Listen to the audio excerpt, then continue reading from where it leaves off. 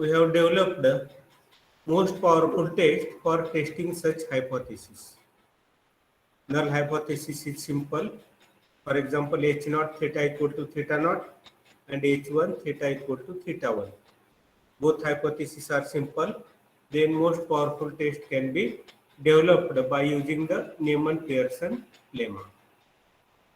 But many times null hypothesis or alternative hypothesis or both hypotheses may not be simple. That means null hypothesis may be composite, like h naught theta less than equal to theta naught, or h1 theta greater than theta naught. So in this case, both the hypotheses are composite, and therefore most powerful test cannot be constructed by using the Neyman-Pearson lemma. So in order to develop the test of hypothesis for such composite hypothesis, we have to develop another type of test which is called uniformly most powerful test. So what is requirement of uniformly most powerful test? Here, at least one of the null or alternative hypotheses may be composite. Then and then only we construct UMP test. If both hypotheses are simple, then we can construct simply most powerful test. But any of the hypothesis is composite, then we have to go for UMP test. So what is meant by composite hypothesis? We have already studied, but here we consider once again definition or revision. Consider the testing problem h naught theta belongs to script theta naught against h1 theta belongs to script theta 1, where script theta 1 is nothing but entire parameter space minus parameter space under h naught. This is the general framework of hypothesis testing. Now here, if this parameter subspace script theta naught, if it contains single element, then this hypothesis will be simple. Okay, if this script theta naught contains only one value, small theta naught, then we get the h naught as theta equal to theta naught, and we call such hypothesis as simple hypothesis. Similarly, here also, if this script theta 1 again contains one point, that is small theta 1, then we get alternative hypothesis as h1 theta equal to theta 1. So both h naught, h1 becomes simple hypothesis when the script theta naught and script theta 1 are singleton sets. Singleton means having only one element in that set. But if the script theta naught contains more than one points, or script theta 1 contains more than one points, then this hypothesis becomes composite hypothesis. या script theta not मध्ये समजा 2 किंवा 2 पेक्षा जास्त value असतील, तर exact थीटाची value त्यामध्ये specify होत नाही, म्हणून हा हायपोथेसिस काय होईल, कंपोजिट होईल. किंवा यामध्ये सुद्धा थीटाच्या 2 पेक्षा जास्त व्हॅल्यू असतील, 2 किंवा 2 पेक्षा जास्त, तर इथं अंडर h1 अननोन पॅरामीटरची व्हॅल्यू स्पेसिफाय होत नाही, त्यामुळे हा हायपोथेसिस सुद्धा काय असेल, composite. If script theta naught contains more than one point, then the hypothesis h naught is called composite null hypothesis. Similarly, if script theta 1 contains more than one points, then h1 is called composite alternative hypothesis. मग हायपोथेसिसचा form कसा असतो? For example h naught घेतला आपण, तर h naught theta less than equal to theta naught हा एक hypothesis झाला. h naught theta less than equal to theta naught. आणि अल्टरनेटिव्ह काय घेतलं आपण, h1 theta greater than theta naught. So in first null hypothesis, theta less than equal to theta naught means there are many values which are less than theta naught. So some specific value is not indicated, therefore this becomes composite, this also becomes composite. Now in order to test such type of composite hypothesis, we have to develop another type of test which is called uniformly most powerful test, or in short we call it as UMP test. Now definition of UMP test is like this. Instead of taking phi as a test function, here we consider phi star. A test phi star is said to be UMP level alpha test for testing hypothesis H0 theta belongs to script theta naught against H1 theta belongs to script theta 1 if first condition expectation under theta of phi star x where theta belongs to script theta naught is less than equal to alpha. That means size of test is less than equal to alpha. Theta belongs to script theta naught असेल तर हे एक्सपेक्टेशनला काय म्हणतो आपण, size of test. Theta belongs to theta 1 असेल तर त्या एक्सपेक्टेशनला काय म्हणतात, power of test. So second condition is beta phi star theta is greater than equal to beta phi theta for every theta belongs to script theta 1 and for every phi satisfying equation 1 or this condition 1. So meaning is simple. First condition gives us that size of test phi star should be less than equal to alpha, and second is power of test phi star is greater than or equal to power of any other test phi which satisfies this condition. First condition म्हणजे five आणि five star हे दोन taste झाले आपल्याकडे. या दोन्ही टेस्टची size जी आहे ती काय आहे, less than equal to alpha आहे. परंतु फाय स्टारची पॉवर जर ग्रेटर दॅन अनदर टेस्ट असेल तर या टेस्टला काय म्हणायचं, UMP test for every theta belong to script theta 1. म्हणजे याचा अर्थ काय होतो की स्क्रिप्ट थीटा 1 मध्ये आता आपले अनेक पॉइंट आहेत, अनेक पॉसिबल व्हॅल्यू आहेत थीटाच्या. फॉर एक्झाम्पल समजा theta 1, theta 2, theta 3, theta 4, theta के व्हॅल्यू असतील अल्टरनेटिव्ह मध्ये, तर थीटाच्या प्रत्येक व्हॅल्यूला थीटा इक्वल टू थीटा 1 असेल तर ही पॉवर या पॉवरपेक्षा जास्त असली पाहिजे. Theta equal to theta 2 value घेतली अल्टरनेटिव्ह मधली तर त्या व्हॅल्यूला सुद्धा पॉवर फायच्या पॉवरपेक्षा जास्त असली पाहिजे. म्हणजे थीटाच्या प्रत्येक व्हॅल्यूसाठी युनिफॉर्म का शब्द वापरलाय की थीटाच्या प्रत्येक व्हॅल्यूसाठी फाय स्टार टेस्टची पॉवर ही फाय टेस्टच्या पॉवरपेक्षा मोठी असली पाहिजे. असं जर असेल तर ह्या फाय स्टार टेस्टला काय म्हणतात, UMP test. In other words, a test 5 star is UMP of size alpha if it has size alpha and if among all the tests of size less than or equal to alpha it has the largest power for all alternative values of theta. All alternative values हा शब्द महत्वाचा आहे. All alternative values म्हणजे काय, या script theta 1 मध्ये जेवढ्या value असतील थीटाच्या पॉसिबल व्हॅल्यूज, त्या प्रत्येक व्हॅल्यूला फाय स्टारची पॉवर ही फायच्या पॉवरपेक्षा जास्त असली पाहिजे. असं असेल तर त्या टेस्टला काय म्हणायचं, UMP test, uniformly most powerful. Uniformly याचा अर्थ काय की समजा याच्यातली आपण थीटा 1 व्हॅल्यू घेतली तर ती पॉवर ह्याच्यापेक्षा जास्त असली पाहिजे. थीटा 2 व्हॅल्यू घेतली तर पॉवर जास्त असली पाहिजे. थीटा के व्हॅल्यू घेतली तर पॉवर जास्त असली पाहिजे. पण प्रत्येक थीटाच्या व्हॅल्यूला पॉवर जास्त असली पाहिजे म्हणून याला काय म्हणलेलं आहे, uniformly most powerful test. Now UMP tests are of two types. One type is one-sided UMP test and another is two-sided UMP test.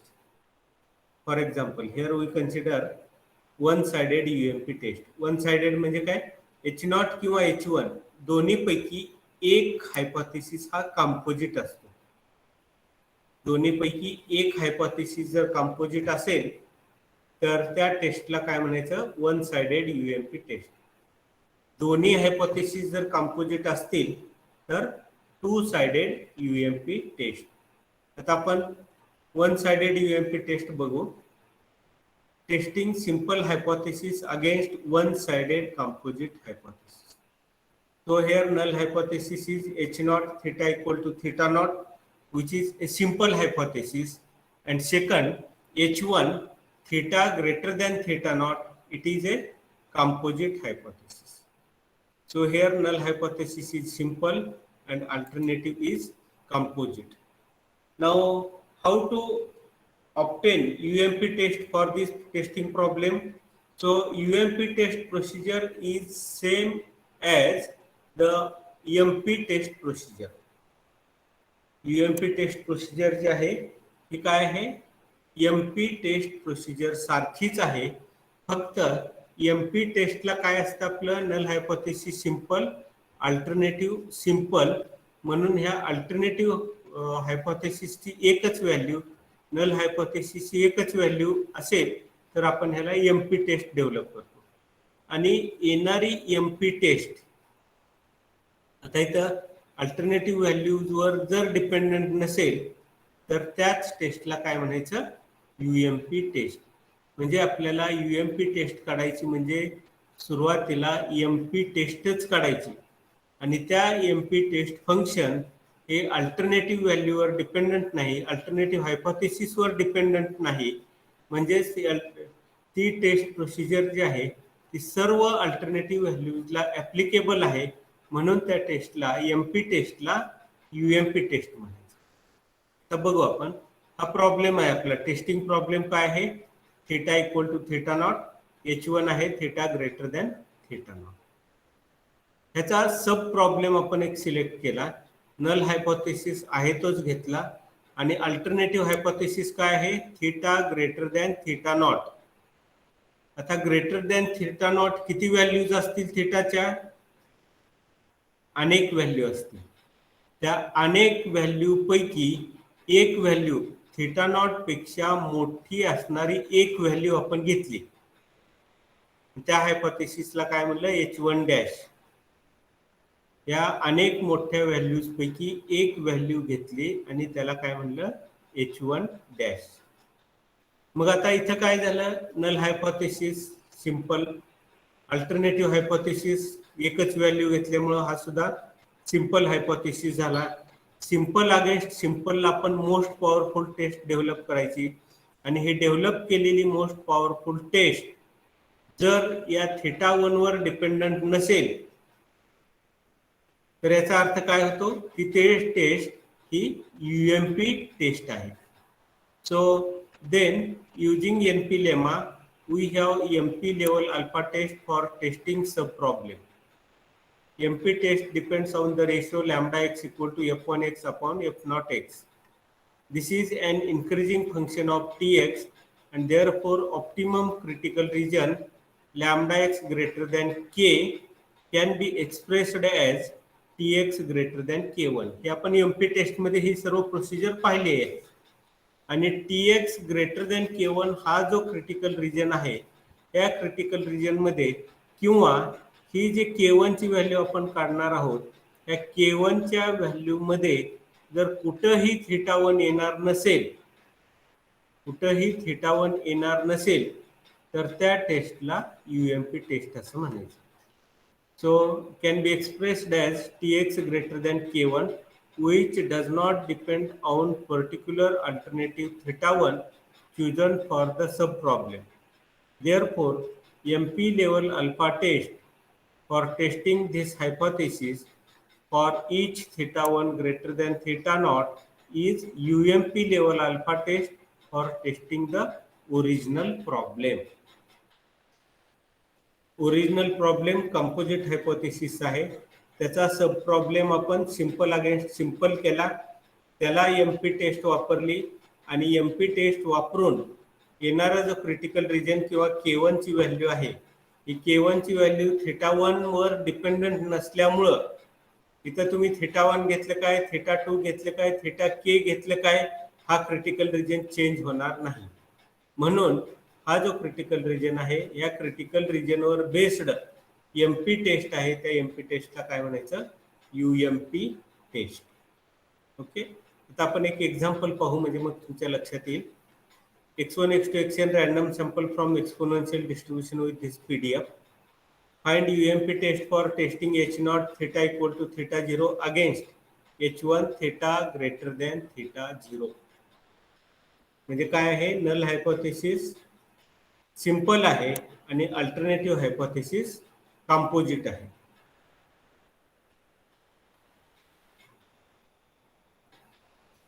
आता आपण सब प्रॉब्लेम सिलेक्ट केला. H0 नल हायपोथेसिस आहे तोच ठेवला सिंपल, आणि अल्टरनेटिव्ह हायपोथेसिस H1 डॅश घेतला, ज्यामध्ये थीटाची value आपण θ0 पेक्षा मोठी असणारी θ1 ही सिलेक्ट केली. म्हणजे आता H0 सिंपल झाला, H1 डॅश सिंपल झाला. मग याच्यानंतर जॉईंट डेन्सिटी फंक्शन लिहिलं, θ⁻n e⁻θ समेशन xi या पीडीएफचं.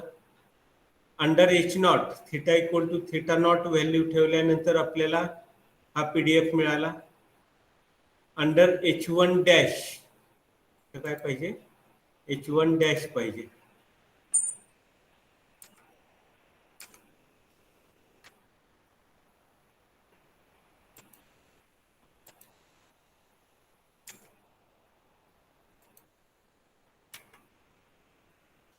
अंडर H1 डॅश F⁻1 म्हणजे थीटाच्या ऐवजी θ1 व्हॅल्यू ठेवली आणि हे दुसरी डेन्सिटी मिळाली. या दोन्हीचा रेशिओ म्हणजे आपला लॅम्बडा एक्स, ते काय येईल, θ1/θ0 इथं मायनस साइन कॉमन घेतलं, ही टर्म वरती घेतली, समेशन xi कॉमन घेतलं तर e⁻θ1 - θ0 summation xi. Now since θ1 is greater than θ0, the ratio is decreasing function. θ1 greater than θ0 आहे म्हणजे हे ब्रॅकेट मधली व्हॅल्यू पॉझिटिव्ह येईल, ब्रॅकेट मधली व्हॅल्यू पॉझिटिव्ह येईल विथ दिस निगेटिव्ह साइन, म्हणजे हे डिनॉमिनेटरला 1/θ1 - θ0 समेशन xi, आणि समेशन xi चे व्हॅल्यू आपण वाढवत गेलो की डिनॉमिनेटर इन्क्रीज होत जाणार. डिनॉमिनेटर इन्क्रीज होत गेला की हे जे लॅम्बडा एक्स आहे हे काय होणार, डिक्रीज होत जाणार. म्हणजे lambda X is decreasing function of summation xi. Hence most powerful critical region for testing this simple against simple hypothesis is given by lambda X greater than k. That means θ1/θ0 e⁻ this quantity greater than k. दोन्ही बाजूचा log घेतला, n log θ1/θ0 minus θ1 - θ0 summation xi greater than k. This implies θ1 - θ0 greater than log k minus n log θ1/θ0.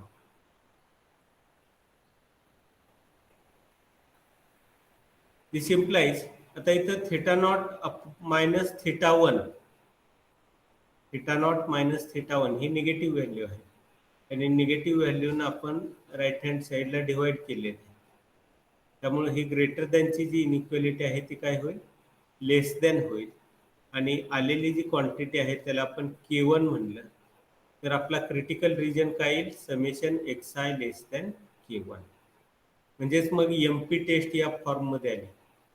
x equal to 1 summation xi less than k1 equal to 0 otherwise. यामध्ये आता आपण MP टेस्टला k1 ची value काढायची, म्हणजे expectation under H0 x equal to alpha, that is summation xi less than k1 is equal to alpha. But what is this summation xi?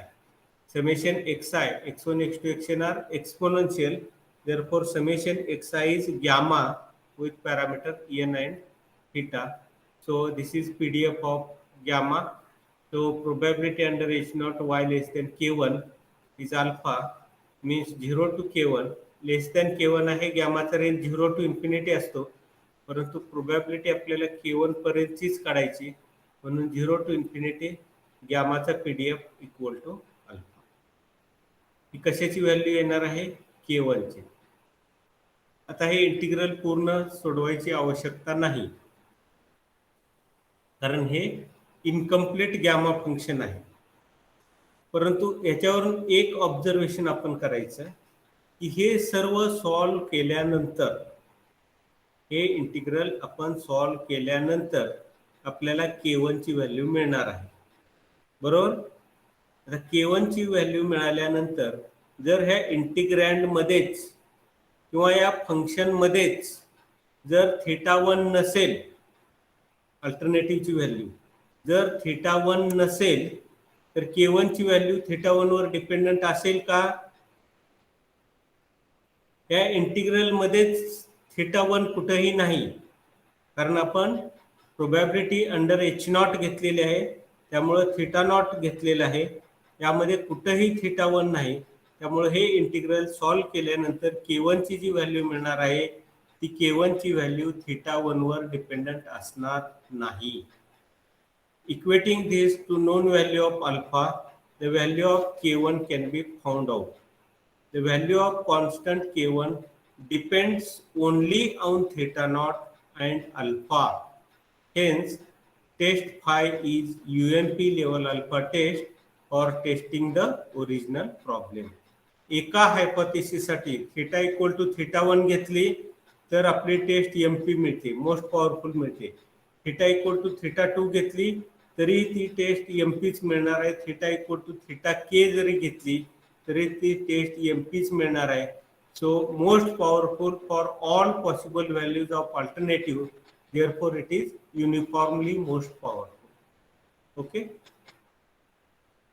now second example, x1 x2 xn random sample of size n from Poisson distribution, h0 theta equal to θ0, h1 theta less than θ0. इथं null hypothesis simple आहे, alternative काय आहे? Composite आहे. So first we write PMF, then we have to obtain UMP test.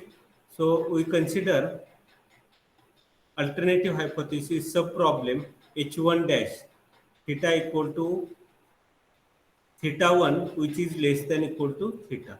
इथं आपण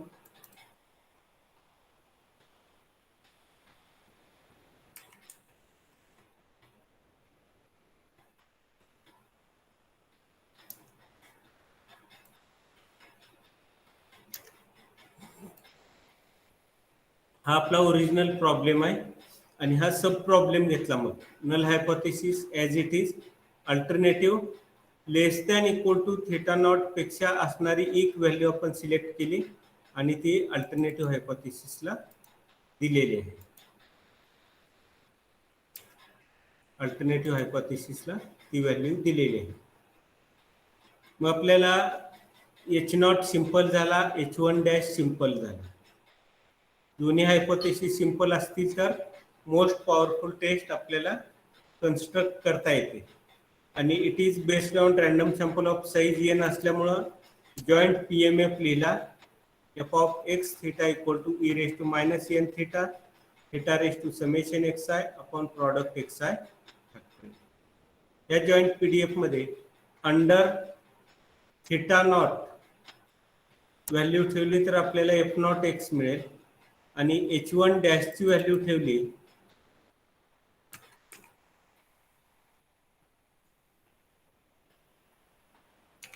H1 dash ची value काय आपली थीटा इक्वल टू θ1 आहे. ही व्हॅल्यू ठेवल्यानंतर आपल्याला f1 x मिळेल. या दोन्हीचा ratio lambda x e raised to minus n θ1 raised to summation xi upon product xi factorial divided by e raised to minus n θ0 raised to summation xi upon product xi factorial.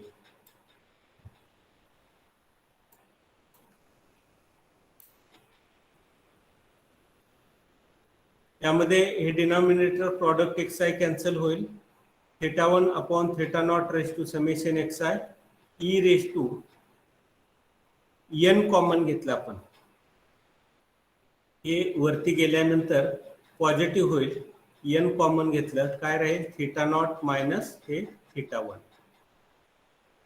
Now here theta 1 is less than theta naught.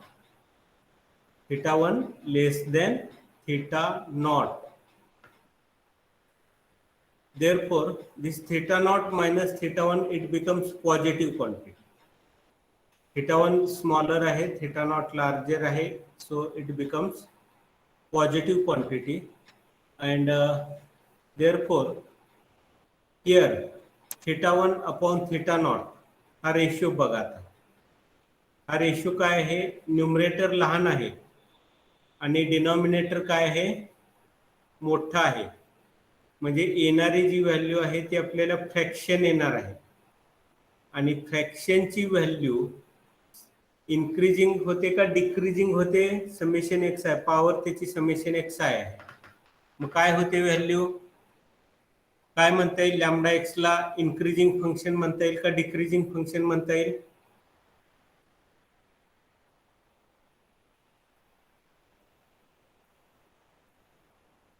समजा हा ratio आहे, हा समजा 0.5 वाला, 0.5 वाला. Summation X I ची value आपण 2 घेतली तर 0.5 स्क्वेअर म्हणजे 0.25 वाला. समेशन एक्स आय ची व्हॅल्यू 3 घेतली तर काय येईल, 0.25 इंटू 0.5 म्हणजे 0.125 येईल. म्हणजे व्हॅल्यू 0.25 वरून 0.125 डिक्रीज होत गेली. समेशन एक्स आय आपण वाढवत गेलो की हे जे फंक्शन आहे हे फंक्शन काय होत जातं, डिक्रीज होत जातंय. म्हणून काय म्हणलं आपण इथं, theta 1 less than theta naught, the ratio is decreasing function of summation xi. Hence, this lambda x greater than k implies this value greater than k. नंतर लॉग घेतला आपण, summation xi log theta 1 upon theta naught plus n theta naught minus theta 1 greater than k. त्यानंतर ही value minus केली, plus n इकडे minus होईल आणि नंतर या व्हॅल्यूनं खाली डिवाइड केलेलं आहे. आणि ग्रेटर दॅनची इनइक्वालिटी डिक्रीजिंग फंक्शन असल्यामुळं ग्रेटर दॅनच्या ऐवजी इथं लेस दॅन होईल. म्हणजे क्रिटिकल रिजन काय मिळाला आपला, summation X I less than k1. and therefore the most powerful test for testing h naught theta equal to theta naught against h1 dash theta equal to theta 1 is given in this form. आता मगाच्या taste मध्ये आपण फक्त 1 आणि 0च घेतलं होतं, इथं gamma आलेला आहे. याचं कारण काय आहे सांगता येईल का कुणाला? Why here we have included the term gamma?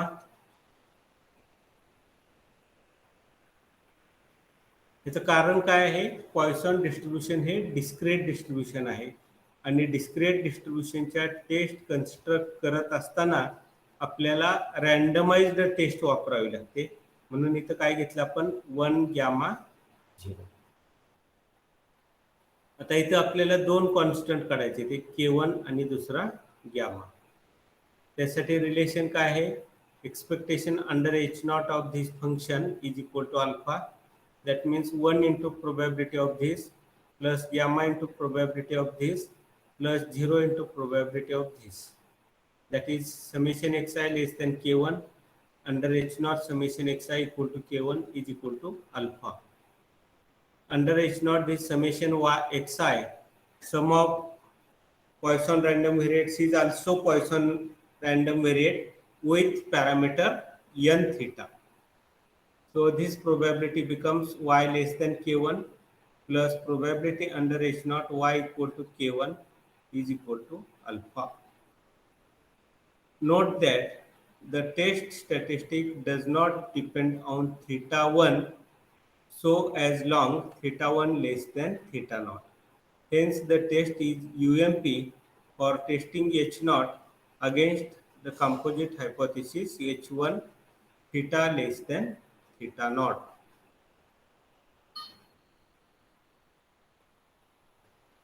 Now next problem is testing one-sided composite against one-sided composite. That means both H0 and H1 are composite hypothesis. For example, H0 theta less than equal to theta naught and H1 theta greater than theta naught.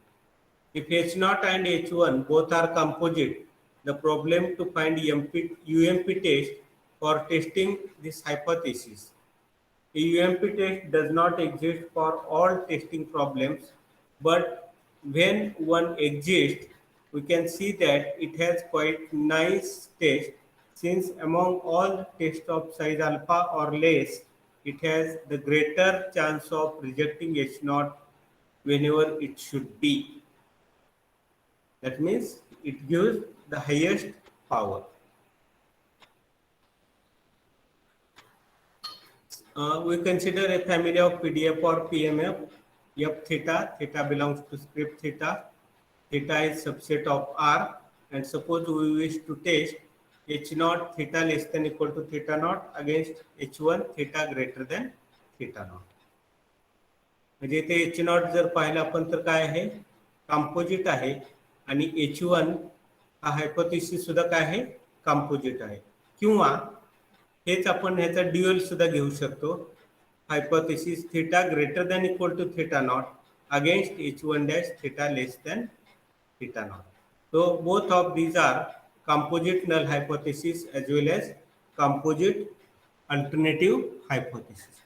असं जर असेल तर या problem मध्ये UMP taste आपल्याला काढता येत नाही. याच्यासाठी आपल्याला नवीन एक टेस्टचा प्रकार पाहायचा आहे, तो म्हणजे काय आहे, UMPU taste.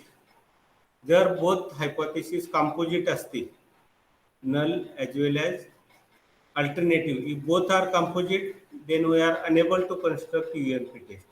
So in general, it is not possible to find UMP test for this problem.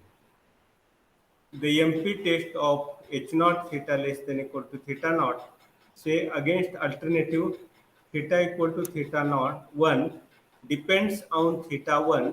याचं कारण काय आहे, समजा आपण नल हायपोथेसिस इथला आहे तोच ठेवला आणि अल्टरनेटिव्ह हायपोथेसिस जर समजा आपण कंपोजिटचा सिंपल केला, थीटा इक्वल टू थीटा 1 घेतला, आणि याच्याप्रमाणे जर आपण मोस्ट पॉवरफुल टेस्ट अशी कन्स्ट्रक्ट करायला गेलो तर यामध्ये काय होतंय की K1 ची जी व्हॅल्यू आहे ही K1 ची व्हॅल्यू थीटा 1 वर डिपेंडंट येते, आणि डिपेंडंट जर आली तर ती टेस्ट आपण UMP म्हणू शकत नाही, कारण थीटा 1 साठी वेगळी टेस्ट येणार, थीटा 2 साठी वेगळी टेस्ट येणार, थीटा के साठी वेगळी टेस्ट येणार, प्रत्येक अल्टरनेटिव्ह साठी वेगळी टेस्ट येणार, आणि मग प्रत्येकासाठी वेगळी असल्यामुळे त्याला आपण युनिफॉर्म म्हणू शकत नाही.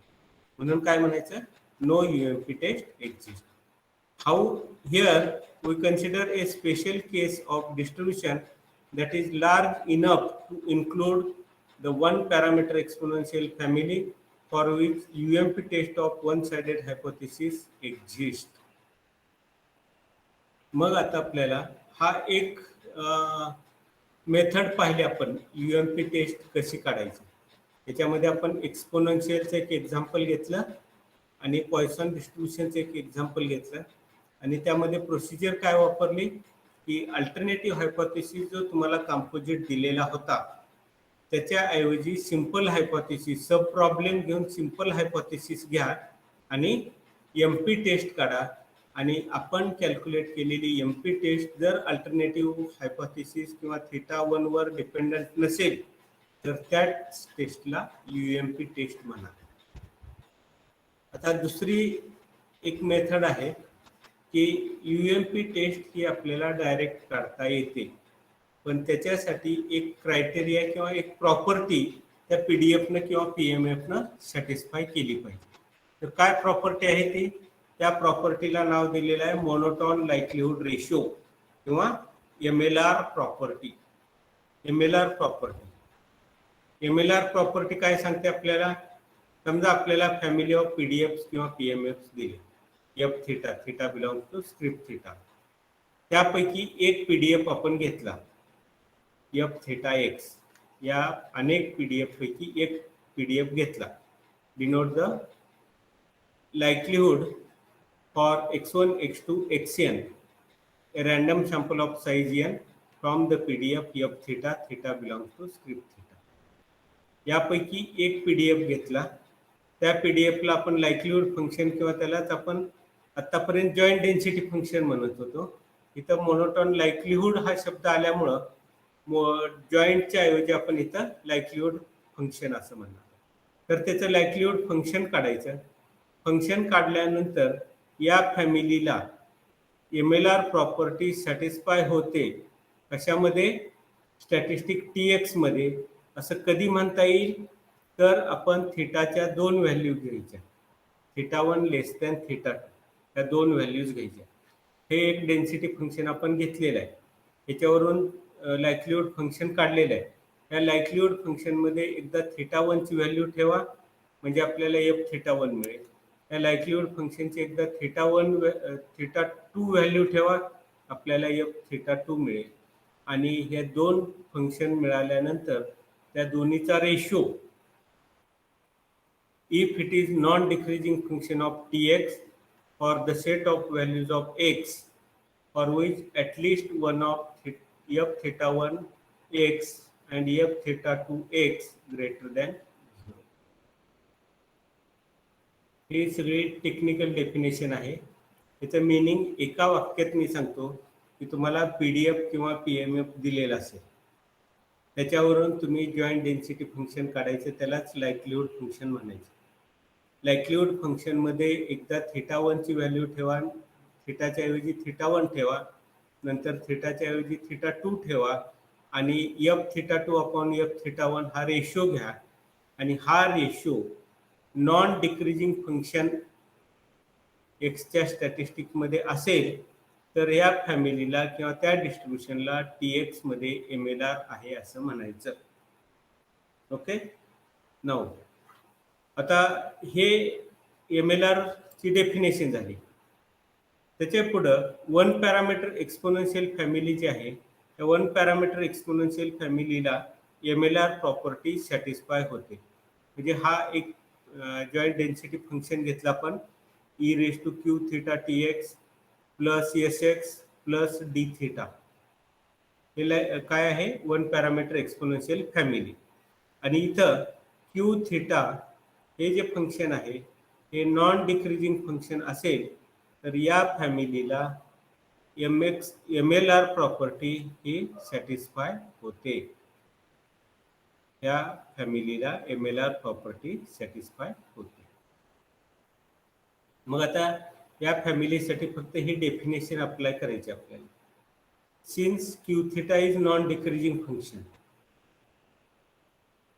म्हणजे θ2 ग्रेटर दॅन θ1 असेल तर Qθ2 ग्रेटर दॅन Qθ1.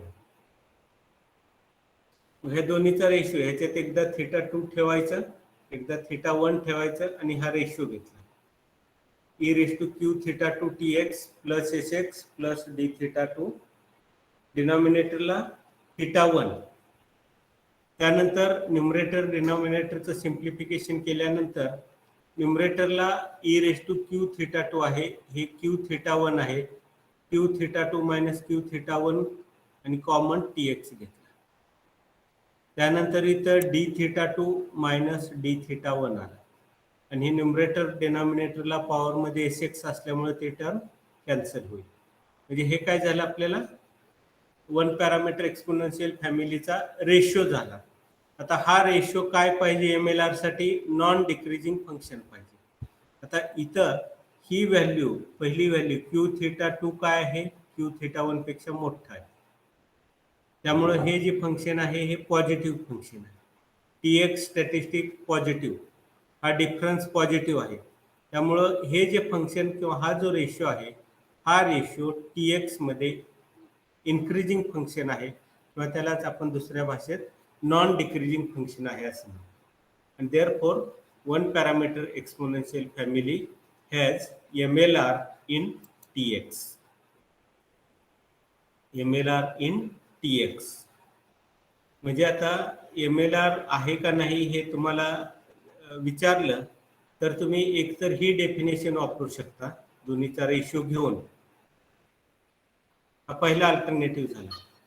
दिलेल्या डिस्ट्रीब्युशनला MLR प्रॉपर्टी सॅटिस्फाय होते का नाही हे जर तुम्हाला विचारलं तर PDF घ्यायचा, जॉईंट डेन्सिटी फंक्शन लिहायचं, θ1 θ2 घ्यायचे, रेशिओ घ्यायचा, नॉन डिक्रीजिंग दाखवायचं. किंवा दुसरा अल्टरनेटिव्ह काय आहे, PDF घ्यायचा, जॉईंट डेन्सिटी फंक्शन घ्यायचं, 1 पॅरामीटर एक्सपोनेन्शियल फॉर्म मध्ये मांडायचं आणि त्यामध्ये जर Q θ पॉझिटिव्ह असेल तर हे जे फंक्शन आहे हे नॉन डिक्रीजिंग फंक्शन येतं, त्यामुळे त्याला काय म्हणतात, MLR इन TX. म्हणजे डायरेक्ट एक्सपोनेन्शियल फॉर्म वापरून सुद्धा तुम्ही MLR प्रॉपर्टी ही व्हेरीफाय करू शकता. 1 parameter exponential family includes normal, binomial, Poisson, gamma, 1 parameter fixed किंवा बीटा 1 पॅरामीटर फिक्स्ड. यामध्ये युनिफॉर्म डिस्ट्रीब्युशन आपण घेतलेलं नाही, कॉची डिस्ट्रीब्युशन घेतलेलं नाही, लाप्लास डिस्ट्रीब्युशन घेतलेलं नाही किंवा exponential with location parameter distribution घेतलेलं नाही. याचं कारण काय आहे, all these distributions are not members of 1 parameter exponential family. आता फर्स्ट एक्झाम्पल बघू आपण, Poisson distribution. x1 x2 xn random sample from Poisson with parameter lambda determine whether x1 x2 xn has MLR. So this is PMF, this is likelihood function. दोन parameter घेतले, λ2 greater than λ1 आणि दोन्हीचा ratio घेतला joint density फंक्शनचा. तर काय मिळालं आपल्याला, λ2 upon λ1 raise to summation xi e raise to minus λ2 minus λ1. आता यामध्ये λ2 ग्रेटर दॅन λ1 आहे, बरोबर आहे. त्यामुळं हा जो डिफरन्स आहे हा डिफरन्स पॉझिटिव्ह येईल विथ दिस मायनस साइन. म्हणजे हे क्वांटिटी कॉन्स्टंट असेल आणि कॉन्स्टंट क्वांटिटी डिनॉमिनेटरला पॉझिटिव्ह येईल. त्याचा फंक्शनच्या इन्क्रीजिंग असण्याशी डिक्रीजिंग असण्याशी काहीही संबंध असणार नाही. इन्क्रीजिंग आहे का डिक्रीजिंग आहे हे ठरवण्यासाठी हा फॅक्टर उपयोगाचा नाही, कारण हा काय आहे, कॉन्स्टंट फॅक्टर आहे. इन्क्रीजिंग आहे का डिक्रीजिंग आहे हे कशावर ठरणार आहे, हा रेशिओ. λ2 लार्जर आहे, λ1 स्मॉलर आहे, दोन्हीचा रेशिओ ग्रेटर दॅन 1 येईल आणि ग्रेटर दॅन 1 आल्यानंतर त्याच्या जसजसे आपण पॉवर वाढवत जाऊ तसतसे त्या फंक्शनच्या व्हॅल्यू काय होत जातील, वाढत जातील. म्हणून ह्या फंक्शन कसं आहे, इन्क्रीजिंग फंक्शन आहे किंवा आपल्या टेक्निकल डेफिनेशन प्रमाणे नॉन डिक्रीजिंग फंक्शन आहे. आणि असं जर असेल, कशामध्ये इन्क्रीजिंग किंवा डिक्रीजिंग आहे, या स्टॅटिस्टिकमध्ये समेशन xi मध्ये. म्हणून TX equal to summation xi याला काय म्हणायचं, x1 x2 xn has MLR monotone likelihood ratio property in summation xi. Second, normal distribution. Sigma square known आहे, म्हणजे एकच पॅरामीटर फक्त अननोन आहे. 1 upon sigma square root 2 pi e raise to minus 1 upon 2 sigma square x minus mu bracket square. Likelihood function लिहिलं आपण. Likelihood function म्हणजेच काय असतं, जॉइंट डेन्सिटी फंक्शन. इथं जॉइंट डेन्सिटी फंक्शनला इथं काय आवश्यक आहे, n. 1 upon sigma square root 2 pi raise to n e raise to minus 1 upon 2 sigma square summation xi minus mu bracket square. इथं सुद्धा प्रत्येक ठिकाणी काय येणार आहे, n येणार आहे.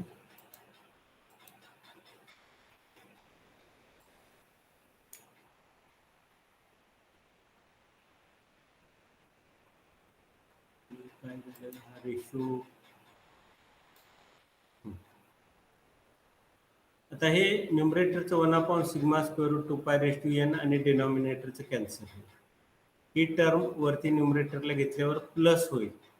त्यामधून minus 1 upon 2 sigma square common घेतलं. ब्रॅकेटमध्ये काय राहील, summation xi minus mu 2 minus summation xi minus mu 1. इथं दोन्ही टर्मचं एक्सपान्शन करायचं. xi minus mu 2 bracket square याचं एक्सपान्शन घ्यायचं, प्रत्येकाचं समेशन घ्यायचं. तसंच ही टर्म वरती नेऊन त्याचा ब्रॅकेटचं एक्सपान्शन करायचं, प्रत्येकाचं समेशन घ्यायचं, ही टर्म मिळेल. यामध्ये summation x I square minus summation x I square cancel होईल. या दोन समेशन मधून -2 common, μ2 minus μ1 summation x I आणि n μ2 स्क्वेअर n μ1 स्क्वेअर, याच्यातून n कॉमन घेतला तर μ2 square minus μ1 square. That is 1/2 sigma square. हे मायनस आणि हे मायनस प्लस. त्यानंतर हे 2 कॅपचाच आपण कॅन्सल करणार नाही. इथलं हे मायनस मायनस प्लस होईल, हे मायनस आणि हे प्लस मायनस होईल. आता इथं जर पाहिलं आपण, इथं काय होईल, हे इन्क्रीजिंग फंक्शन आहे असं आपल्याला दाखवता येईल का?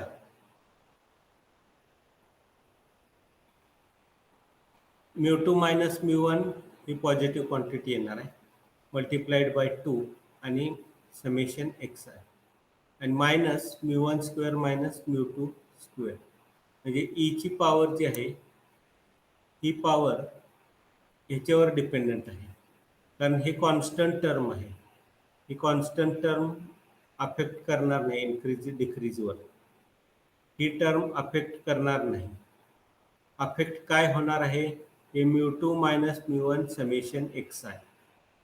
आता μ2 लार्ज आहे, μ1 स्मॉलर आहे, म्हणजे μ2 मायनस μ1 पॉझिटिव्ह येईल, आणि पॉझिटिव्ह व्हॅल्यूला increasing value of summation X आयनं मल्टिप्लाय करत गेलं तर आपल्याला हे जी क्वांटिटी आहे किंवा हे जे फंक्शन आहे हे इन्क्रीजिंग फंक्शन मिळेल. So which is increasing function of summation x i. Therefore it has MLR in Tx equal to summation x i. त्यानंतर पुढचं एक्झाम्पल घेऊ आपण, हायपरजॉमेट्रिक डिस्ट्रीब्युशन. इथं x1 x2 xn random sample घेण्याच्या ऐवजी सिंगल रॅन्डम ऑब्झर्वेशन घेतलेले आहे, आणि हायपरजॉमेट्रिकचा PMF हा आहे.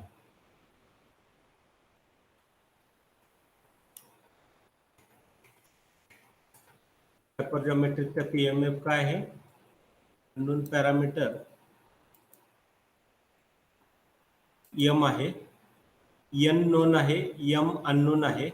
म्हणजे आपण PMF हा असा लिहिला, PMF PM of x equal to MCx n minus MCn minus x divided by NCn. आतापर्यंतच्या एक्झाम्पलमध्ये आपण काय करत होतो, पॅरामीटरच्या 2 व्हॅल्यू घेत होतो. फॉर एक्झाम्पल पॉइसनला λ2 ग्रेटर दॅन λ1, म्हणजे λ2 ही लार्ज व्हॅल्यू आणि λ1 ही स्मॉल व्हॅल्यू, आणि नंतर जॉईंट PDFचा रेशो घेऊन तो इन्क्रीजिंग आहे का डिक्रीजिंग आहे हे बघत. इथं काय करायचं आता, की m ही समजा आपण θ1 म्हणू, स्मॉलेस्ट पॅरामीटर व्हॅल्यू. तर दुसरी व्हॅल्यू ही कशी पाहिजे, m पेक्षा मोठी पाहिजे की नाही. θ2 ची व्हॅल्यू ही m पेक्षा मोठी पाहिजे, म्हणून ती व्हॅल्यू आपण m+1 घेतली. म्हणजे थोडक्यात काय आहे, की हे आहे θ1 स्मॉलेस्ट व्हॅल्यूला PMF, आणि हे आहे लार्जेस्ट व्हॅल्यूला PMF. या दोन PMFचा आपण रेशो घेतला, PM+1 लार्जेस्ट व्हॅल्यूचा न्यूमरेटर, स्मॉलेस्ट डिनॉमिनेटर हा रेशो घेतला, तर हे NCn कॅन्सल होईल, आणि हे न्यूमरेटरला 2 आणि डिनॉमिनेटरला 2 कॉम्बिनेशन्स आपल्याला मिळते.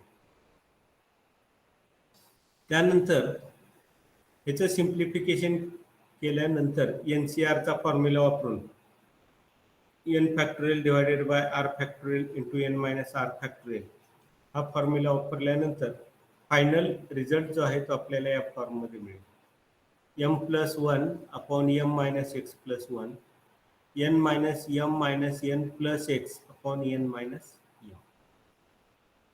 आता इथं m+1 कॉन्स्टंट आहे, n मायनस m कॉन्स्टंट आहे. इन्क्रीजिंग होणार आहे का डिक्रीजिंग होणार आहे हे फंक्शन हे या 2 टर्मवर डिपेंडंट आहे, n minus m minus n plus x आणि इथं मायनस x. इथे एक सिंपल लॉजिक वापरायचं, की ह्या n m आणि स्मॉल n ह्या व्हॅल्यू कॉन्स्टंट आहेत, न्यूमरेटरला एक्स प्लस पोझिशनमध्ये आहे. न्यूमरेटरला एक्स हा काय आहे, प्लस पोझिशनमध्ये आहे आणि डिनॉमिनेटरला एक्स हा मायनस पोझिशनमध्ये आहे. त्यामुळं एक्सच्या व्हॅल्यू आपण इन्क्रीज करत करत गेलो तर न्यूमरेटर हा वाढत जाईल, डिनॉमिनेटर हा कमी होत जाईल. त्यामुळे येणारं फंक्शन जे आहे हे फंक्शन काय होत जाईल, इन्क्रीजिंग फंक्शन असेल. म्हणून ह्याला काय म्हणलेलं आहे, which is increasing function of px equal to x. And therefore this original family has MLR in x. Okay. आता next, show that Cauchy 1 theta distribution does not possess MLR property based on single observation. हा Cauchy distribution चा PDF 1/pi into 1/1 plus x minus theta bracket square. दोन parameter value घेतल्या θ2 आणि θ1 आणि दोन्ही value PDF मध्ये ठेवल्यानंतर आपल्याला या दोन्हीचा रेशो मिळेल. यामध्ये 1/pi 1/pi कॅन्सल होईल आणि न्यूमरेटरला ही व्हॅल्यू राहील 1 plus x minus θ1 bracket square divided by 1 plus x minus θ2 bracket square. आता हे इन्क्रीजिंग आहे का डिक्रीजिंग आहे हे कशावरून ठरणार आहे, एक्सच्या व्हॅल्यूवरून ठरणार आहे. θ1 θ2 फिक्स आहे. एक्सची व्हॅल्यू जर आपण इन्क्रीज करत गेलो, एक्स टेन्स टू इन्फिनिटी घेतली तर न्यूमरेटर इन्फिनिटी डिनॉमिनेटर इन्फिनिटी म्हणजे 1 येईल. किंवा मायनस इन्फिनिटी घेतली तरी हा रेशो स्क्वेअर असल्यामुळं तो रेशो सुद्धा काही 1च येईल. म्हणजे एक्स इन्क्रीज केली काय किंवा डिक्रीज केली काय, हा जो रेशो आहे f(θ2/f(θ1) हा रेशो काय राहतो, कॉन्स्टंट राहतो. त्यामुळं कॉची डिस्ट्रीब्युशनला MLR प्रॉपर्टी सॅटिस्फाय होत नाही. कॉची डिस्ट्रीब्युशनला MLR प्रॉपर्टी सॅटिस्फाय होत नाही. त्यानंतर पुढचं घेऊ आपण युनिफॉर्म. हा युनिफॉर्मचा PDF हे जॉईंट डेन्सिटी फंक्शन 1/θ⁴n. थीटाचा रेंज काय आहे, एक्सचा रेंज 0 to θ. म्हणजे 0 to θ एक्स लिहिण्याच्या ऐवजी ह्याच्यातलं लार्जेस्ट ऑब्झर्वेशन जर 0 to θ मध्ये असेल तर all other remaining observations automatically lies between 0 and θ. Therefore this range we have written in this form. त्यानंतर इथे इन्क्रीजिंग आहे का डिक्रीजिंग आहे तसाच जर रेशिओ घेतला आपण 1/θ2n डिवायडेड बाय 1/θ1n म्हणजे एवढीच क्वांटिटी आपल्याला मिळेल. आणि ह्या क्वांटिटीमध्ये एक्सची कुठलीही टर्म येत नाही. त्यामुळे हे इन्क्रीजिंग आहे का डिक्रीजिंग आहे हे आपल्याला दाखवता येत नाही. म्हणून आपण हे इंडिकेटर फंक्शन मागे आपण पाहिलेलं आहे. फाय ऑफ AB एक फंक्शन डिफाईन करायचं, त्याची व्हॅल्यू 1 असते कधी A <= B असेल आणि 0 A B ला. तसं इथं घेतलेलं आहे फाय ऑफ xn θ2 आणि फाय ऑफ xn θ1. या दोन्हीच्याही व्हॅल्यू ऍक्च्युली या फॉर्म्युल्याप्रमाणे काय आहेत, 1 आहे. मग आता हे फंक्शन पाहू आपण. θ1 न्यूमरेटरला जाईल म्हणजे θ1/θ2n phi of xn θ2 phi of xn θ1. आता हा रेशो इन्क्रीजिंग आहे का डिक्रीजिंग आहे हे आपल्याला ठरवायचं. तर ह्या रेशोची जर व्हॅल्यू पाहिली आपण, xn ची व्हॅल्यू θ1 असेल, xn ची व्हॅल्यू θ1 असेल, हा रेशो घेतला आपण. xn ची व्हॅल्यू θ1 असेल तर ती व्हॅल्यू ऑटोमॅटिकली θ2 असणारच आहे, कारण θ1 θ2. म्हणजे xn θ1 असेल तर xn also θ2. म्हणजेच फाय ऑफ xn θ2 ह्या डेफिनेशन प्रमाणे 1 येणार आणि फाय ऑफ xn θ1 या डेफिनेशन प्रमाणे 1 येणार. त्यामुळे हा जो रेशो आहे हा रेशो काय येतो, 1 येतो. हा रेशो 1 येतो कधी xn θ1 असेल तर. समजा xn ची व्हॅल्यू θ1 पेक्षा मोठी आहे. xn ची व्हॅल्यू θ1 पेक्षा मोठी आहे, परंतु θ2 पेक्षा लहान आहे. xn ची व्हॅल्यू θ1 पेक्षा मोठी आहे, परंतु θ2 पेक्षा लहान आहे. θ2 पेक्षा लहान असल्यामुळं हा न्यूमरेटर आहे तो 1 येईल. हा न्यूमरेटर काय येईल? 1 येईल. परंतु इथं θ1 पेक्षा मोठी असल्यामुळं θ1 पेक्षा xn ग्रेटर दॅन θ1 असेल तर त्याची व्हॅल्यू काय येते? 0 येते. म्हणजे 1/0 म्हणजे या रेशोची व्हॅल्यू Rx म्हणले त्याला आपण, या रेशोची व्हॅल्यू या इंटरवलसाठी इन्फिनिटी. म्हणजे Rx equal to infinity if xn greater than θ1 पाहिजे. xn greater than θ1. Thus, the ratio f θ2 upon f θ1 म्हणजे 1 वरून व्हॅल्यू इन्फिनिटी कडे गेली, म्हणजे फंक्शनची या रेशिओची व्हॅल्यू इन्क्रीज झाली, म्हणजे या ओव्हरऑल रेशिओची व्हॅल्यू सुद्धा इन्क्रीज होते. म्हणून या फंक्शनला काय म्हणलेलं आहे? इन्क्रीजिंग फंक्शन म्हणलेलं आहे. आणि ह्याला MLR कशामध्ये आहे म्हणायचं? is not ratio non-decreasing function and hence it has MLR in Tx, that is equal to xn. One more example.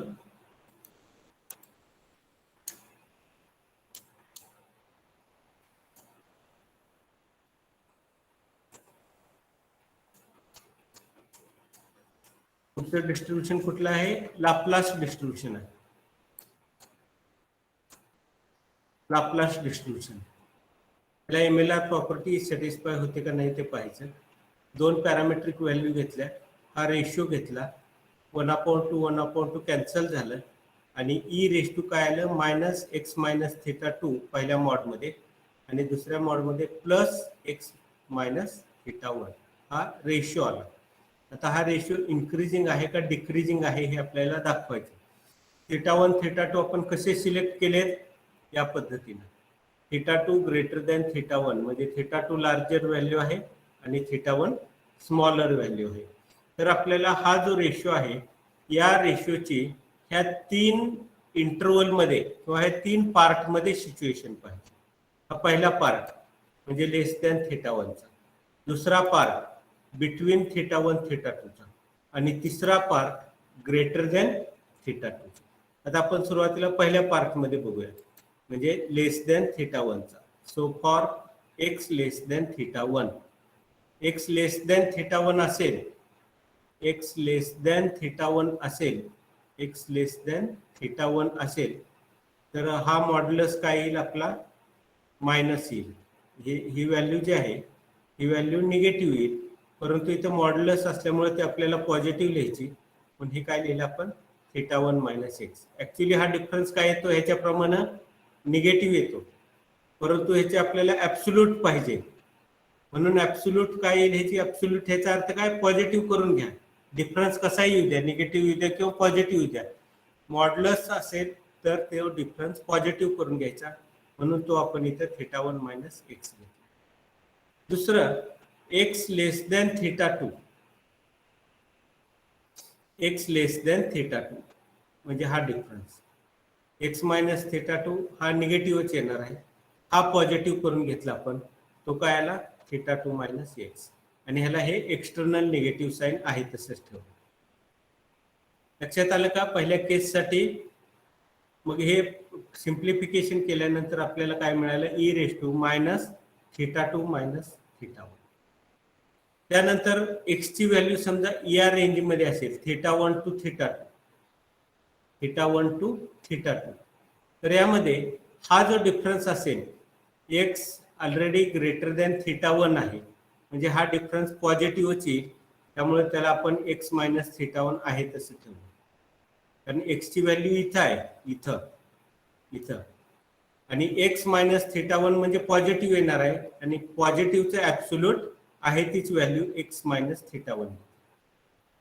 हा जो डिफरन्स आहे x - θ2, x इथं असताना x - θ2 निगेटिव्ह येणार आहे, तो आपल्याला पॉझिटिव्ह करून लिहायचा आहे, म्हणून तो आपण θ2 मायनस एक्स आणि विथ हे मायनस साईन, म्हणजे याची पॉवर काय आली ई रेस टू सिम्प्लिफिकेशन करून 2x मायनस θ1 मायनस θ, आणि एक्सची किंमत जर समजा ग्रेटर दॅन θ2 असेल, एक्स ग्रेटर दॅन θ2, तर मग काय होईल, हा डिफरन्स पण आहे तसा पॉझिटिव्ह येईल. एक्सची व्हॅल्यू इथं आहे, त्यामुळे X minus θ2 positive, X minus θ1 positive, त्यामुळे ते आपण आहे तसे घेतले ॲब्सोल्यूटचे value. X minus θ2 plus X minus θ1 ही व्हॅल्यू मिळाली θ2 मायनस θ1. आता हे डिफरन्स केअरफुली ऑब्झर्व करा. पहिलं काय आहे, e raise to minus θ2 minus θ1, म्हणजे याची ओव्हरऑल पॉवर निगेटिव्ह आहे. ही टर्म 1/1 होणार, म्हणजे स्मॉलर व्हॅल्यू होणार. इथं 2x आहे, हे कॉन्स्टंट टर्म आहे आणि हे पॉझिटिव्ह आहे, म्हणजे हे वाढणार. म्हणजे स्मॉलर व्हॅल्यू देन लार्जर, म्हणजेच हे फंक्शन कसं आहे, नॉन डिक्रीजिंग फंक्शन आहे. Therefore this distribution has MLR in x. Okay. आणखी एक एक्झाम्पल आहे, मला वाटतं ते आपण नेक्स्ट पिरियडला कंटिन्यू करू. MLR प्रॉपर्टीचं आणखी एक एक्झाम्पल आहे लॉजिस्टिक डिस्ट्रीब्युशनचं. ते लॉजिस्टिक डिस्ट्रीब्युशनचं एक्झाम्पल झाल्यानंतर मग आपण MLR प्रॉपर्टी असणाऱ्या डिस्ट्रीब्युशनसाठी UMP टेस्ट कशी कन्स्ट्रक्ट करायची हे पाहणार आहोत. ओके, काय अडचण आहे का? Any problem, any difficulty?